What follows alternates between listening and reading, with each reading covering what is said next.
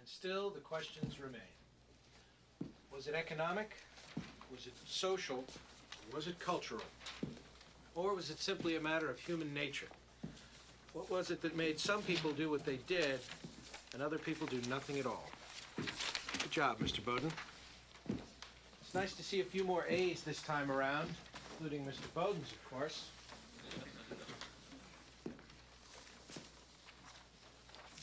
This concludes our week on the Holocaust.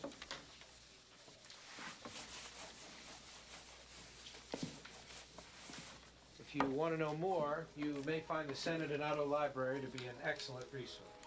Emotional contagion is a form of social contagion that involves the spontaneous spread of emotions and related behaviors.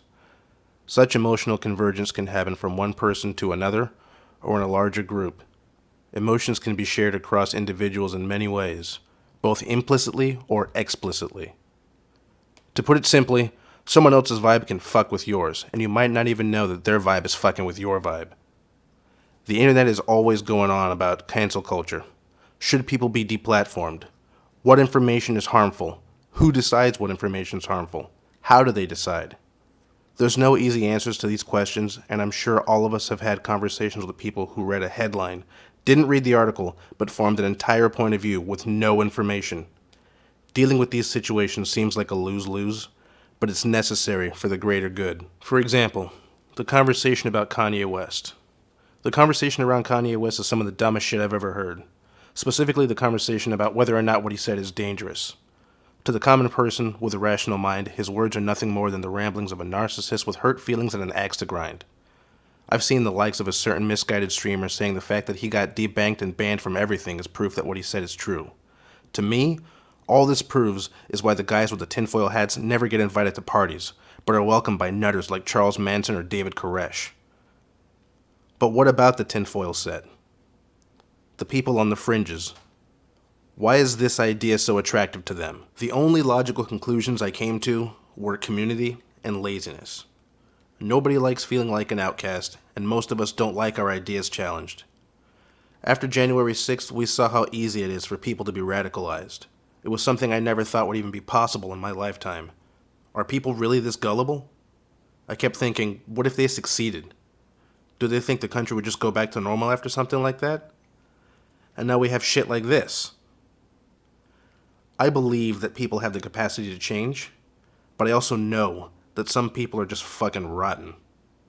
It reminds me of Todd Bowden, the lead character of the 1998 film APT Pupil. Todd Bowden is a high school student studying the Holocaust who discovers his neighbor is a death camp criminal hiding out in America. Bowden makes him an offer. Tell me what they don't tell us in school, and I won't turn you in. Todd is exactly the kind of person these provocateurs attract. The kind of person that might feel seen by people that actively put evil into the world. Apt Pupil is one of those movies where there's no good guy. Todd Bowden is a piece of shit from the very beginning.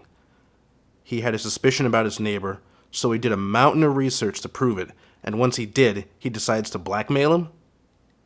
A normal person would just throw his dusty ass in jail, or at the very least, avoid him at all costs. Todd foolishly thought he could control the situation, but he had no idea the price he'd pay for the game he's playing. A few weeks after he sets his blackmail plan in motion, his grades start to slip, and then the nightmares come. Visions of emaciated men in gas chamber showers from all the stories old man Dusender's been telling him. Todd becomes angry, lashing out at his teammate, losing interest in girls. He even kills a wounded pigeon with a broken wing by crushing it with a basketball. All of his spare time is spent at Dusender's house, like Stephen King's version of Tuesdays with Morrie. On one visit, he brings him a Nazi uniform from a costume shop.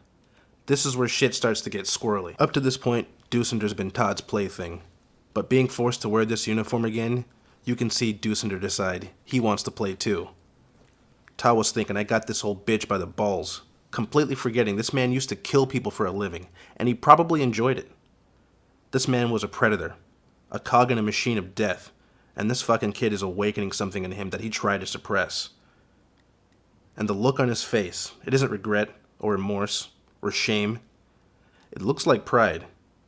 Fucking playing with himself, he's so proud. But back to Kanye. Kanye is obviously going through something. Maybe it's a manic episode from his bipolar disorder. Maybe not. I watched some of the interviews, and most of what he said was nonsense.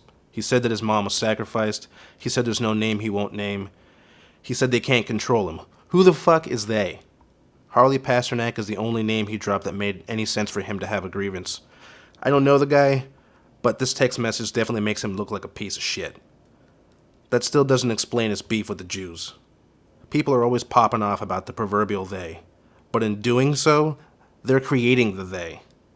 This kind of stuff isn't only damaging to society, it's damaging to Kanye too. He was a person of status. He was critically acclaimed and commercially successful, but he overexposed himself. An egomaniac that drank his own Kool-Aid. The thing that was always funny to me was that his fans were drinking it too. When did it become uncool to be humble? This man can't do an interview without sucking his own dick, and his fans all line up to ask how it tastes. All of this praise and all those yes men leave no room for self-reflection. His fans, the paparazzi, the media, and his Nazi parasites are all encouraging his actions, grabbing what they can and leading him further in the wrong direction. Influence goes both ways, and these people that are gassing him up are getting paid for helping this guy lose his mind. It would be sad if he wasn't so damn arrogant, but he is, so it makes it tough to root for him. Things between Dusendur and Todd escalate to the point that Dusendur tries to kill a hobo because the hobo caught him in his Nazi uniform.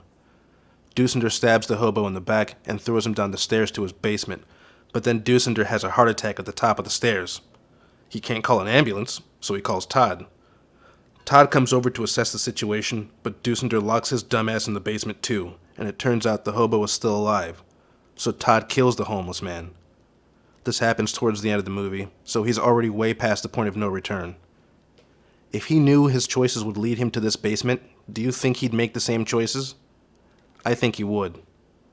Todd thought he could be a tourist in Nazi land. The insurrectionists thought they could be a fly on the wall for treason. These aren't the kind of things you can touch without it changing you. Nobody gets away clean.